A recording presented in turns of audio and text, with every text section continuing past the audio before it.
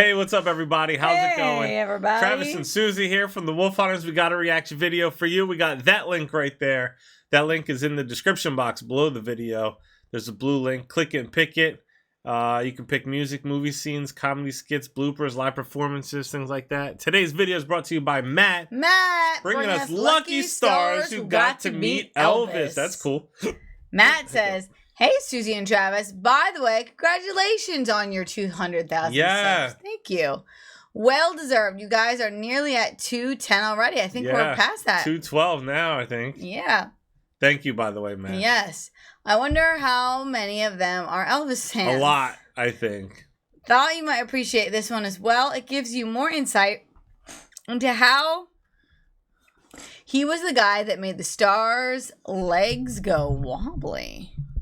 He didn't hang around celebs very often. He was more comfortable at home with his extended family who lived with him. But what an impact he had when you listen to these people. And they are not small stars. Loving your genuine reactions to this stuff. It's clear you find it interesting. Yes. Question for you. How different is your perspective of Elvis Presley now than before you did these reactions, musically and as a person? Cheers, Matt. You know, honestly, Matt, I didn't know anything about Elvis except for the occasional impersonator that would be like on a TV show or like a movie or something. And then even yet, it's just like in passing. Like it's never like that's not the main thing.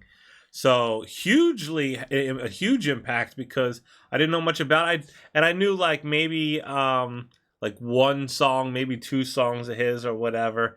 But this has really gotten me to love him as a person because of his personality, how much he like cared for people, how genuine he is, his little smirks, things like that. But also how freaking talented he is.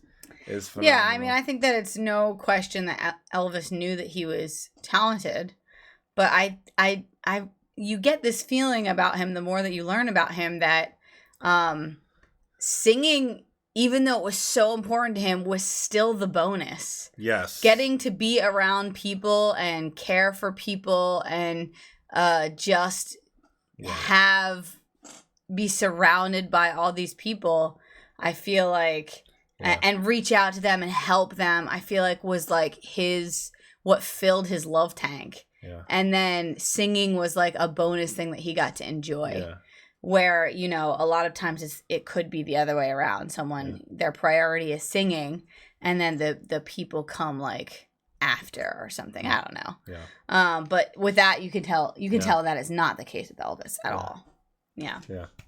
I think the music draws you to him. Yeah. Then his personality kind of makes you fall in love with him. Yeah, absolutely. And really connect, you know, and that's cool. Yeah, and I do think that there's like this surfaced personality that you see initially, and then the more and more and more you experience. Yeah. Yeah, it's cool. It's cool. Very cool. Thank you, by the way, Matt, for asking and bringing us into this world, essentially. Hit the like button, subscribe. This is part 2. Shirley. Reading through the brief, I love all the stories, the whole kind of thing, because you were in Vegas in the absolute heyday of Vegas, weren't you? Yes. When did you do? When did the Elvis incident happen? When was that? Was that? Oh, when Elvis made the first time or the second time he was in Vegas. Which has got to be 25 years ago. And I had a jumpsuit. You weren't born. I so was. Yeah. Oh, I was. And I had a jumpsuit and it was open to there. Dame Shirley. Buttons. Oh, I wasn't a dame then. I was a tot. I was a tot. And we were talking, and I was talking, actually. Rabbit, rabbit, rabbit, rabbit. And he was doodling. I don't know her, but she still looks great. She's obviously older, and she still looks fantastic. I like her. Yeah, She's her personality is great, too. Yeah. Down my front. And I didn't realize until he got to there. And it was an incredible sensation. What was he doodling with, Dame Shirley? Well, he said it was a biro. It was a bishop. And when I went to bed that night, alone, I took off my jumpsuit, and there was this doodle all the way down. And I just went to bed. I said, I'm not going to wash. And for a week, I was going... Bit of biro. Yeah, I kept it there, and it wore off. Yes. Now, I met Elvis in 1970. I got a thing that says, Elvis wants to meet you. I got to the Hilton Hotel. Elevator opened up, Awesome. and it was I love that me, he sends people notes Liza like Minnelli, Chubby Checker. Wait, what was the note? that. Elvis wants to meet you. Oh, okay. That's I awesome. feel like he's done that. He did that to like the president. I want to meet the president. That's awesome. and Linda Lovelace. Wow. What, you'd come together, or you just well, happened to be in that list? No, he invited those 4 people Really? that night. So we went up, and they searched us for guns, which was kind of silly because there were guns everywhere once you got in. When he came in the room, he was Elvis. He wasn't the fat Elvis. He was Elvis. He was the guy. He goes, hey, man, you're the cat with a snake, ain't you? He said, yeah. And he goes, that's cool, man. I wish I would have thought of that. That's cool, man. He said, hey, I want to show you something. That's awesome. We go in the kitchen. He opens the drawer, takes out a loaded 38, snub-nosed 38, puts it in my hand. And he says, I'm going to show you how to take this gun out of somebody's hand. A little devil's here on my shoulder says, shoot him. A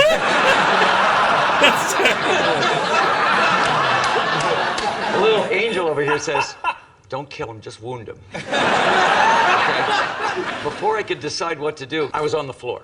Whoa. He's had his boot in my throat. That's awesome. It's good, Elvis. That's good. I'm still reeling over the fact that great. you were there with Liza Minnelli. Oh, yeah. He must have thought you were sisters. Well,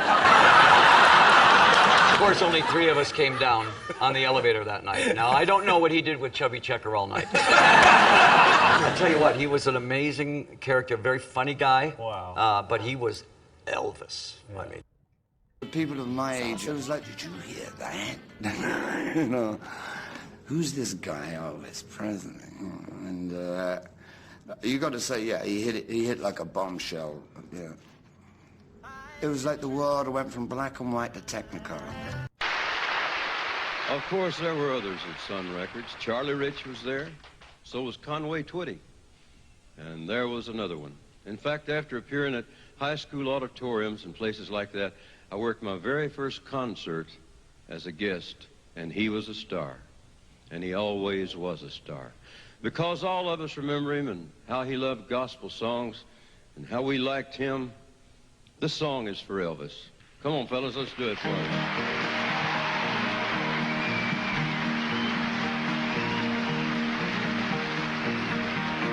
This train is bound for glory, this train. This train is bound for glory, this train. This train is bound for glory, nobody riding but the righteous and the holy. This train is bound for glory, this train. This train don't care no gamblers, this train. This train don't care no gamblers, this train. This train don't care no gamblers, no crap shooters and the midnight ramblers. This train don't care no gamblers, this train. And just to show you how important Elvis Presley is, and just to show you how important you are, you and all of you and our staff have received a letter from the President of the United States. And this is how it reads. I send greetings to those gathered for Elvis Week 2006. Laura and I recently visited Graceland with Prime Minister Koizumi of Japan, and we were reminded that Elvis Presley will forever have a special place in the cultural life of America. As a talented singer, performer, and actor, the King thrilled audiences around the world and brought joy to generations of people. Today, Elvis fans everywhere continue to sing his songs and recognize his many contributions to music and entertainment. This event is an opportunity for people from around the globe to come together, share memories, and celebrate one of America's most beloved icons. I appreciate all those who worked to make this event a success. Your efforts contribute to the cultural fabric of our country and help carry on the legacy of one of the world's most popular performers. I met Elvis in 1965, the first year that I was in show business. And I got the opportunity to meet him in Los Angeles. And I went to the Paramount Studios to talk about a song for a movie. And they said, Elvis, he said, today he'd like to meet you. Oh, Jesus, I didn't know that he existed, because it was early on, you know. And I met him, and he said to me, how the hell do you sing like that? I said, well, you were What a part of the compliment. plan, you know, listening to what he had done. So we became friends. That's awesome.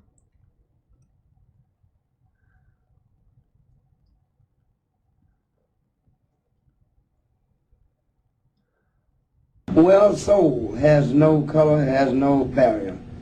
But I also had a lot of good people that brought out a lot. I want to pay a tribute to a good friend of mine, Brother Elvis Presley, who opened up a lot of doors for me to get through. Elvis was a pioneer, and he came out 1 year before I did. He was out in '55, Heartbreak Hotel. And then I come in '56. And Elvis and I were very good friends up until the last minute of his bodily life, but he'll always live because of the fact he was such a beautiful man. I don't care what nobody's saying. I know Elvis. You know, there are a lot of rumors. Elvis and I sang spiritual together, and he'd buy any movie that I'd make, or any film. He'd buy the film and close the theater up and show it. I love Elvis That's for awesome. being a man. I love him for what he'd done for the people and the chance he gave me. He kept me from being number one. I was number one soul and he was number one world, and it took a long time, but it's almost like the two rental cars. It made me try harder, and I love Elvis for it, and we'll always pray for Elvis. That's awesome. I love that.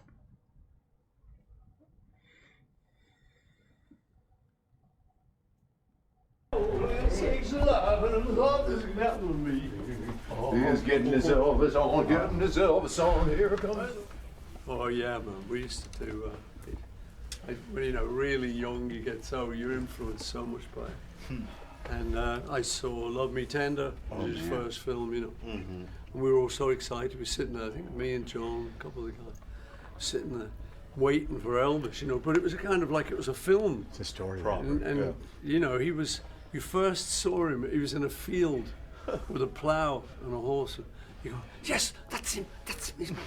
And then it kind of cut in on him, you know, hey, wow, the cinema went wild. And then, but there's no singing, you know, and he's talking and all that. We're going, well, okay, that's good, but... And then he suddenly, they're talking about the house leaking and stuff. He grabs the guitar. Well, there's a leak in this old building.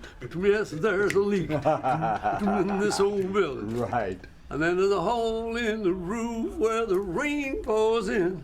A hole in the floor where it runs right out again. Still great. Yes, That's awesome. Man. Dang. That's amazing. I love that. I love when people do that in general. Just write about the things that they see and experience. And then I heard Elvis.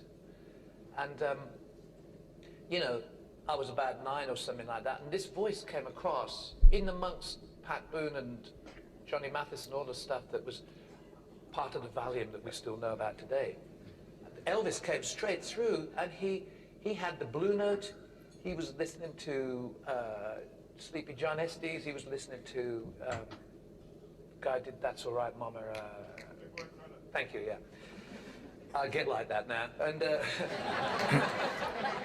he got all this stuff. Mystery Train, Junior Parker's Blue Flames. I didn't know anything about the references. I didn't know anything about what I know now, where it came from. But I heard that voice, and no matter how his image has been maligned and how it ended up, when I met Elvis with Led Zeppelin. One evening in LA. Oh, that alone. Hold it. Let's pause for a minute. Let's just drink that in for a second. And I think that's the thing, that the more time that goes by, the easier it is for people to get confused about how important Elvis's moment was, because because there's always the feeling that, well, they're not giving enough credit to Chuck Berry and Bo Diddley and Little Richard and so on, which is true. Right. But Elvis rearranged the mainstream.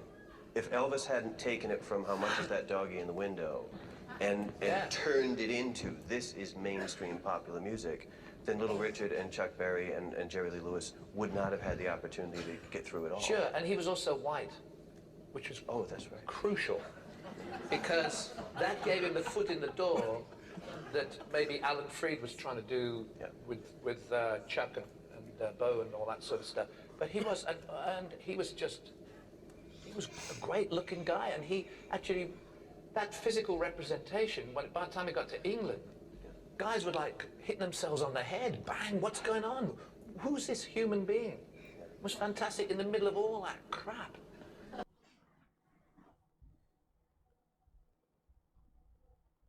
Okay. I gotta tell you, we were having lunch. I love and these it was interviews really in fantastic general. with this Just big hearing table and people, this wonderful rustic their personalities, building where you eat your meals. Their perspectives. And the phone rang, and somebody just casually said, "Mohammed, it's Elvis," and I thought, come on, Elvis who? You know, it was really Elvis Presley. No, that fellow was joking. Oh no, he was. I spoke to him. Since we're on television, we can't, because Elvis could hear about this. Oh no, it wasn't real. It no, was just come that on. fellow was No, pretending. you know what he told me? He wanted to impress you that I was a popular fellow. No, Elvis called and he told me he put me on the phone with Elvis and I talked, and Elvis said I'm his #1 fan. I didn't know that. Where did you meet him? In Las Vegas? Las Vegas. Yeah, he's quite a guy, isn't he? Yeah. Called from Memphis and he said I'm going to be opening in Las Vegas soon, and I talked to him about maybe coming on the show. And he said you have to talk to the Colonel. I'm telling you, that fellow was an imposter. You really believe that was Elvis? Oh, I know that one. Nobody could fool this ear. When I heard that voice, I knew it was true. He always messes with people. And one night, see, because Elvis would go on at 8, I'd go on at 10, Elvis would go on at 12, and I'd go on at 2. Dang. I'm doing my 10 o'clock show, and Elvis was walking, back through the kitchens and the stuff, and he walks past my showroom in the back, and I'm doing Love and Feelin', and he used to do Love and Feelin' in his show, and he stops the guys and he says, "Hey, Bill's doing my song, man." So they come in the back door, and I'm on stage, and when you're on stage, it's like you're in your living room at night, and if somebody walks in, it's really kind of startling. You know where everybody is, and there's some rustling from the side, and here comes Elvis Presley, and about 4 of his bodyguard, 4 of the Memphis guys, and he just walks by me and hits me on the arm, says, "Hi, Bill," and keeps on going. And I don't know what the bodyguards were. I didn't know if maybe he thought I was going to jump him on stage. But they walk by, and obviously the crowd just wigs out. Now, and I don't say anything, and he just walks off. And now I'm doing my 2 o'clock show, and in those days the town was small enough that everybody in town knew that Elvis Presley walked on stage with Bill Medley, because at least in one of his books it said he had never been on stage with another artist or something like that. And so that there was lines to get in my show. Wow. Like he's going to do it again. Yeah. That's great. That was That's awesome. I love that. I just love that, you know, all these accounts that are just so positive, and they're not just like, oh yeah, I mean, I never had a problem with him, like he's a nice guy. There's always like this personal interaction that's endearing and memorable that these people have, and I think that that's something that you just love about Elvis. Yeah. Thank you so much for that, Matt. Thank you guys for hanging out. If you want to request your own personal reaction video, you can find this link in the description box below. Hit like, subscribe, comment, stay tuned, stay positive. We love you guys. We'll see you next time. Bye. Bye.